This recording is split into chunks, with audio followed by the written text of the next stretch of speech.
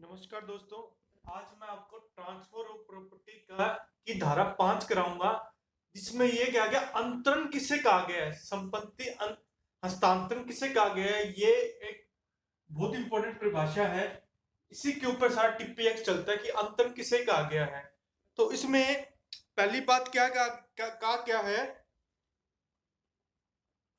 Transfer of property means any act by which a living person convey property in present or in future to one or more other living person or to himself and one or more other living person and transfer property is to perform such act।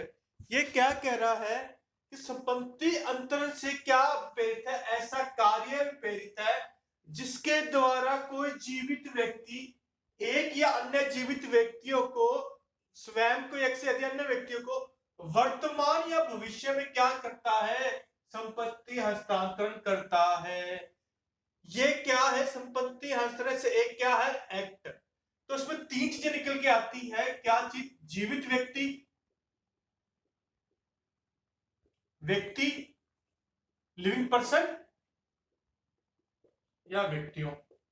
दूसरी चीज निकल के आती है संपत्ति, और तीसरी चीज अंतरण। तो पहले टिप्पी एक्ट किन संपत्ति का हस्तांतरण किन पर्सनों पर होता है, लिविंग पर्सन पर। एक जीवित व्यक्ति अन्य जीवित व्यक्ति को वर्तमान या भविष्य में संपत्ति हस्तांतरित करता है तो वह कहलाता है धारा 5 के अंतर्गत अंतरण माना जाएगा। लेकिन एक प्रश्न यह आता है कि वसीयत विल, क्या यह ट्रांसफर ऑफ प्रॉपर्टी है? क्या वसीयत टिप्पी एक्ट के अंदर ट्रांसफर ऑफ प्रॉपर्टी है? तो कुछ लोग कहेंगे हाँ या ना, क्योंकि मैंने हाँ या ना में जवाब पूछा, तब हाँ या ना में जवाब दोगे। मुद्दा ये है कि ये है तो क्यों है तो क्यों नहीं। तो पहले तो उसका सही जवाब ये है कि वसीयत ट्रांसफर ऑफ प्रॉपर्टी धारा 5 के अंतर्गत नहीं आता। अब क्यों नहीं आता? क्योंकि वसीयत है, विल जो होती है वो वसीयत करता कि आफ्टर दैट, मैं मृत्यु के बाद इनफोर्स होती है, लागू होती है। वसीयतकर्ता की मृत्यु के बाद लागू होती है। इस कारण यह धारा 5 के अंतर्गत ट्रांसफर ऑफ प्रॉपर्टी नहीं है। तो ट्रांसफर ऑफ प्रॉपर्टी में जीवित व्यक्तियों के मध्य ही संपत्ति का क्या किया जाता है, हस्तांतरण। एक तो ये चीज। अब बाकी जो संपत्ति किसे कहते हैं, संपत्ति कौन सी प्रॉपर्टी ट्रांसफर हो सकती है? इसमें दोनों प्रकार की प्रॉपर्टी ट्रांसफर होती है, चल या अचल, फिक्स। और चल में भी कौन सी, मूर्त मूवेबल प्रॉपर्टी या अमूर्त संपत्ति। तो मूर्त संपत्ति किसे कहते हैं, जिसे हम देख सकते हैं या छू सकते हैं, और अमूर्त संपत्ति से कहते हैं जिसे हम देख या छू नहीं सकते। तो संपत्ति में चल अचल हर प्रकार की संपत्ति आती है। अब सबसे इंपॉर्टेंट चीज है, अंतरण किसे कहते हैं, अंतरण किसे कहते हैं, ये सबसे इंपॉर्टेंट चीज है। तो अंतरण इसे कहते हैं एक जीवित व्यक्ति द्वारा दूसरे जीवित व्यक्ति को संपत्ति में निहित उसके अधिकार या दायित्व का अंतरण किया जाता है।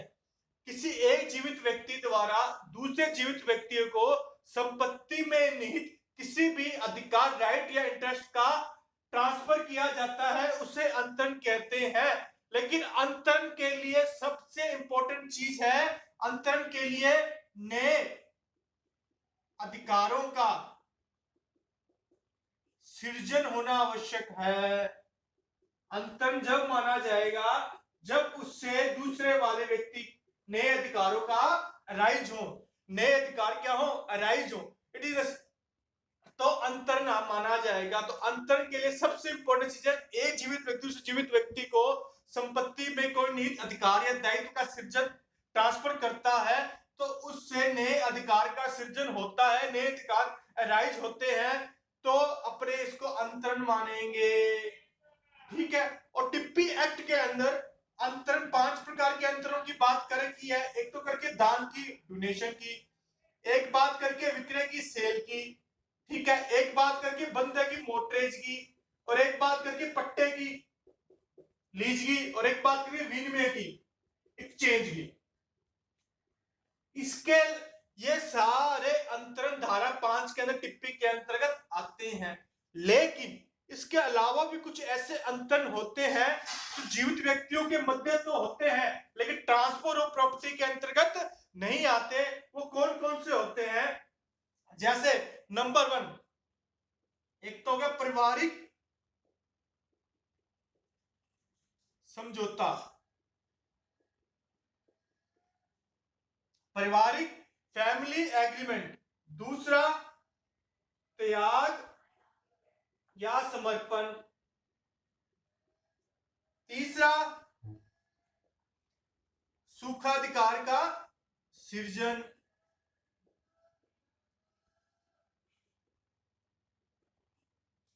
चौथा भार। पांचवा बंटवारा।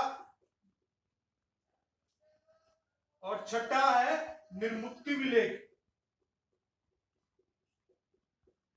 Release deed. और सातवां है पारिवारिक त्याग समर्पण, सुखाधिकार का से भार। सातवां बंटवारा और सुखाधिकार का सृजन। ये जो ट्रांसफर होते हैं जीवित व्यक्तियों के मध्य होते हैं, ये किस कारण से ट्रांसफर ऑफ प्रॉपर्टी के अंतर्गत नहीं आते, इसके बारे में अब हम चर्चा करेंगे। पारिवारिक समझौता, त्याग और समर्पण, निर्मुक्ति विलेख, सुखाधिकार का क्या हुआ? सृजन। चौथा भार, पांचवा बंटवारा, छठा निर्मुक्ति विलेख। तो इनके बारे में अब चर्चा करते हैं कौन कौन से, पर एक एक को लेते हैं। तो पहले अपने लेंगे सबसे पहले हम लेंगे पारिवारिक समझौते को। पारिवारिक समझौता होता है वो धारा 5 के अंतर्गत आता है क्या नहीं आता, क्योंकि ये जीवित व्यक्तियों के मध्य तो अंतर होता है, ये धारा 5 के अंतर्गत नहीं आता। किस कारण से नहीं आता है तो उसके बारे में हम चर्चा करेंगे। तो पहले हम लिखते हैं फैमिली एग्रीमेंट की बात करते हैं। तो फर्स्ट पारिवारिक बंटवारा, यह धारा 5 के अंतर्गत क्यों नहीं आता? क्योंकि पारिवारिक बंटवारे से नए अधिकारों का क्या नहीं होता? सृजन नहीं होता। नए अधिकार क्या नहीं होते? सृजन नहीं होते। पारिवारिक बंटवारे में नए अधिकारों का सृजन नहीं होता, क्योंकि वे जो उन्हीं अधिकारों को मान्यता देता है जो उसमें निहित होते हैं, इससे नए अधिकारों का सृजन नहीं होता। इसके अंदर मेन केस है सुप्रीम कोर्ट का तेग बहादुर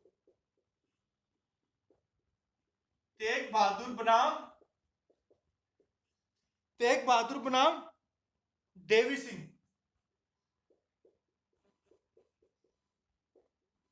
तेग बहादुर बनाम देवी सिंह का केस था। और एक था साधु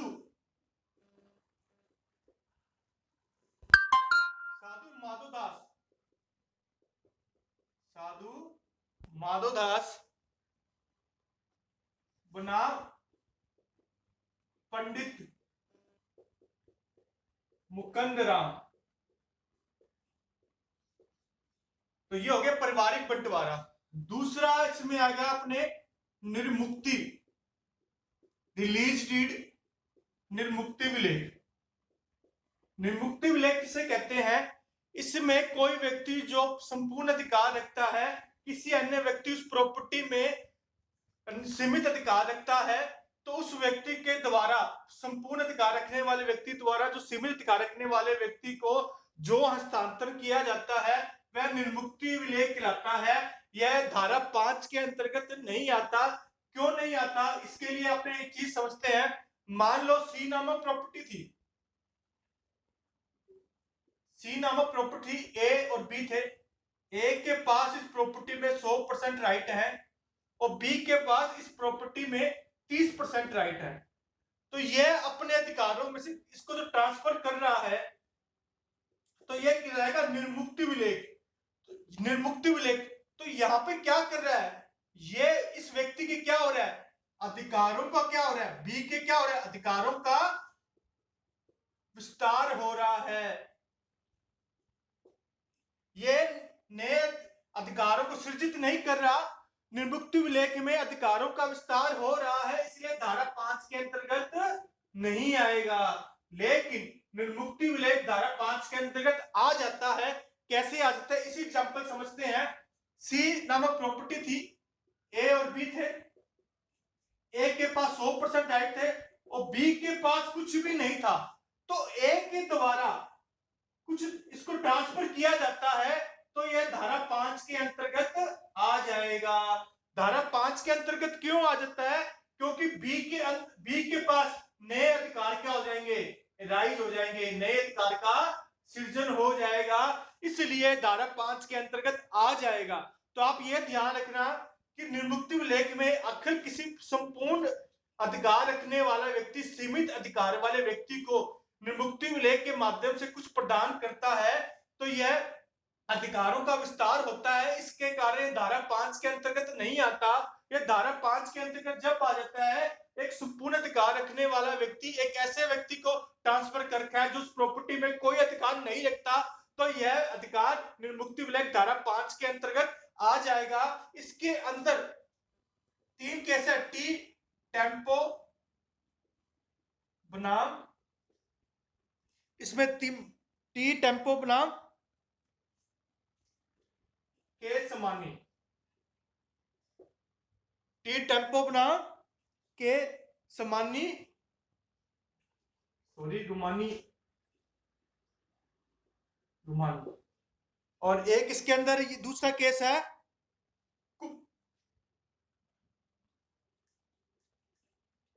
कुप्पुस्वामी बनाम वर्सेस कुप्पुस्वामी वर्सेस आरुगम चेट्टियर। इस केस में यूं कहा गया था दोनों केसों के अंदर कि निर्मुक्ति विलेख धारा 5 के अंतर्गत ट्रांसफर ऑफ प्रॉपर्टी नहीं है। ट्रांसफर ऑफ प्रॉपर्टी में जब आ जाएगा जब एक व्यक्ति जिसके द्वारा दूसरे व्यक्ति को जब प्रॉपर्टी ट्रांसफर की जाती है निर्मुक्ति विलेख के माध्यम से, उस व्यक्ति जिसके को प्रॉपर्टी ट्रांसफर की है, यदि वह व्यक्ति कुछ शून्य कोई अधिकार नहीं रखता, तो यह धारा 5 के अंतर्गत आ जाएगा, क्योंकि धारा 5 के अंतर्गत नए अधिकार अंतर्गत उसे कहा गया है जिससे नए अधिकारों का सृजन होना आवश्यक है। तो ये दो चीजें तो आपने देखी, पारिवारिक बंटवारा और रिलीज डीड। अब इसमें 3 चीजें और है, कौन कौन सी देखो। अभी आपने क्या पढ़ा, फैमिली एग्रीमेंट पढ़ा, रिलीज डीड पढ़ा, और आप अपने पढ़ेंगे बंटवारा, पार्टीशन। तीसरी चीज हम क्या पढ़ेंगे, बंटवारा।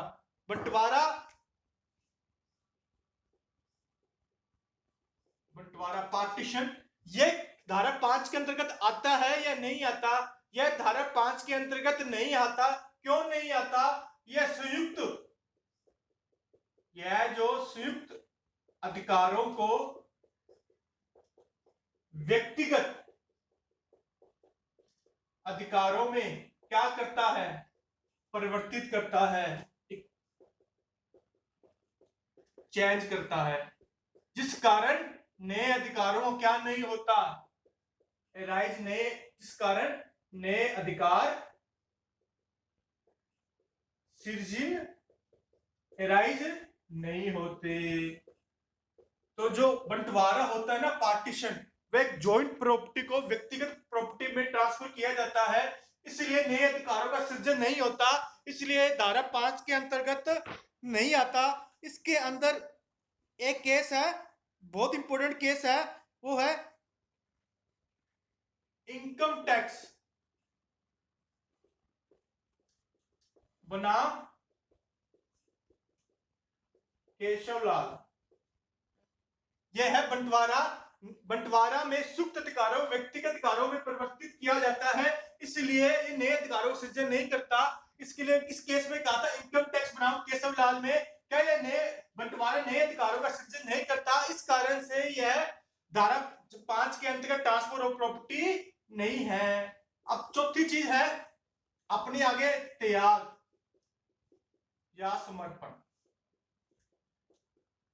त्याग किसे कहते हैं? एक व्यक्ति जो कोई अधिकार रखता है, अपने अधिकारों का दूसरे के प्रति त्याग देता है या छोड़ देता है, उसे त्याग कहते हैं। जैसे सी नामक प्रॉपर्टी थी, इसका मालिक एच था, एच मर जाता है, एच मर गया, एच अपने पीछे अपनी वाइफ और 2 ब्रदर को छोड़कर मर जाता है, तो यह प्रॉपर्टी पहले किसके पास जाएगी? वाइफ की। तो वाइफ के पास जाती है, तो ये दोनों क्या कहलाएंगे? इस संपत्ति के, सी नामक संपत्ति के उत्तरभोगी अधिकारी। अगर वाइफ मर जाती है तो यह दोनों भाइयों को मिलेगी, लेकिन ये दोनों भाई अपने अधिकारों को क्या कर देते हैं? डब्ल्यू के प्रति त्याग कर देते हैं, तो यह कहलाता है त्याग। तो यह ट्रांसफर ऑफ प्रॉपर्टी के अंतर्गत आता है या नहीं आता?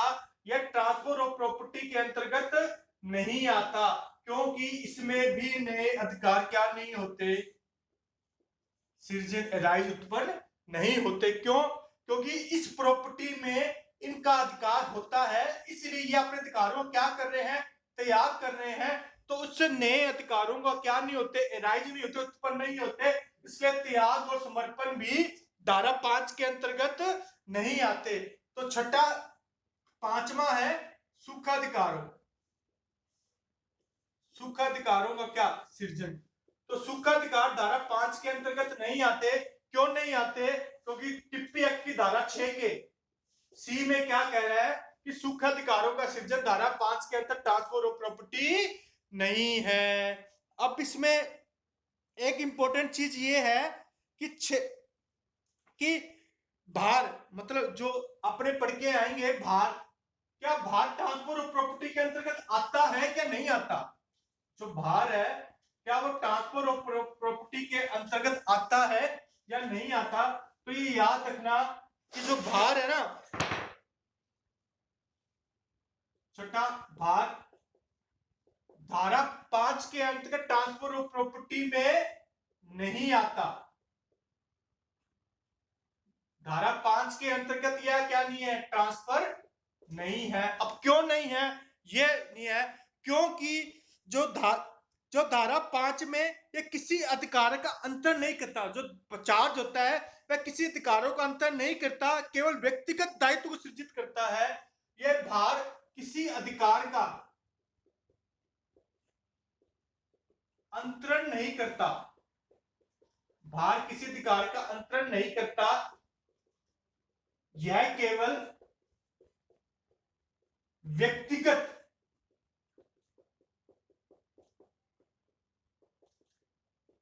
रिस्पॉन्सिबिलिटी को, दायित्वों को सृजित करता है, राइज करता है, क्रिएशन करता है। तो क्या है? भार किसी अधिकार का अंतर नहीं करता, यह केवल व्यक्तिगत दायित्वों को सृजित करता है। तो इस अपने सेक्शन में क्या चीज पढ़ी? अपने सेक्शन में यह पढ़ी कि एक जीवित व्यक्ति द्वारा दूसरे जीवित व्यक्ति को जो कोई वर्तमान या भविष्य में संपत्ति हस्तांतरित की जाती है, वो धारा 5 के अंतर्गत हस्तांतरण माना जाता है। इसमें 3 चीजें देखी जाती है। जीवित व्यक्ति होने चाहिए। वसीयत क्यों नहीं आती? क्योंकि वसीयत करता है कि मृत्यु के बाद इन्फोर्स होती है, इस कारण ये नहीं आती। संपत्ति में चल और अचल संपत्ति होती है। और ट्रांसफर किसे कहते हैं? ट्रांसफर उसे कहते हैं एक जीवित व्यक्ति द्वारा दूसरे व्यक्ति को कोई संपत्ति में निहित अधिकार या इंटरेस्ट हस्तांतरण किए जाते हैं, जिससे मोस्ट इंपॉर्टेंट बात है नए अधिकारों का सृजन होना आवश्यक है। जब नए अधिकार का सृजन होगा तो अंतरण की परिभाषा में आ जाएगा। 5 प्रकार के अंतरण की बात कही है टिप्पी में। सेल की बात करी है, मोर्टेज की बात करी है, लीज की बात करी है, एक्सचेंज की बात करी है, डोनेशन की बात करी है, और किसकी बात करी है? सेल की बात करी है। तो 5 प्रकार के बताए हैं इसमें। सेल दान बताया है, विक्रय बताया है, बंधक बताया है, लीज बताई है और एक्सचेंज बताया है। लेकिन आपने 6 प्रकार के अपवाद करे हैं, जो ट्रांसफर ऑफ प्रॉपर्टी में नहीं आते, एक तो आपने किया है चार्ज किया है, भार किया है, सुख अधिकारों का सृजन किया है, फैमिली एग्रीमेंट की है, बंटवारा किया है, और अपने किया रिलीज डीड किया है, और छठा अपने किया है त्याग और समर्पण। ये 6 प्रकार के जीवित व्यक्तियों के मध्य अंतर तो होता है, यह धारा 5 के अंतर्गत ट्रांसफर ऑफ प्रॉपर्टी में नहीं आते। अब इसमें एक चीज, नई चीज ये है कि वर्तमान या भविष्य में, एक इसमें ये है जो आपने इस परिभाषा में ये चीज पढ़ के आए थे, वर्तमान या भविष्य में संपत्ति का हस्तांतरण किया जा सकता है, किया जा सकता है, लेकिन वह संपत्ति वर्तमान में, वह संपत्ति या वह निहित अधिकार या हित वर्तमान में क्या होना चाहिए, एग्जिट होना चाहिए, उपस्थित होना चाहिए, उपस्थित होना चाहिए। आप संपत्ति तो वर्तमान या भविष्य में स्थापित कर दो इसमें निहित अधिकार या हित को, लेकिन वह निहित अधिकार या हित वर्तमान में क्या होना चाहिए, उपस्थित होना चाहिए। तो ये आज आपको मैंने धारा 5 के अंदर सारे ग्रेड करवा दिए। इसमें बड़ा क्वेश्चन छोटा क्वेश्चन भी आ सकता है। कि बड़ा क्वेश्चन आएगा तो पहले तो आपको इसकी परिभाषा लिखनी पड़ेगी, फिर इसके अंदर जो मैंने 6 अपवाद बताए हैं उसमें जो केस बताए हैं केस का वर्णन करते हुए इस लाइन से आप अपना क्वेश्चन पूरा कर सकते हो। थैंक यू दोस्तों।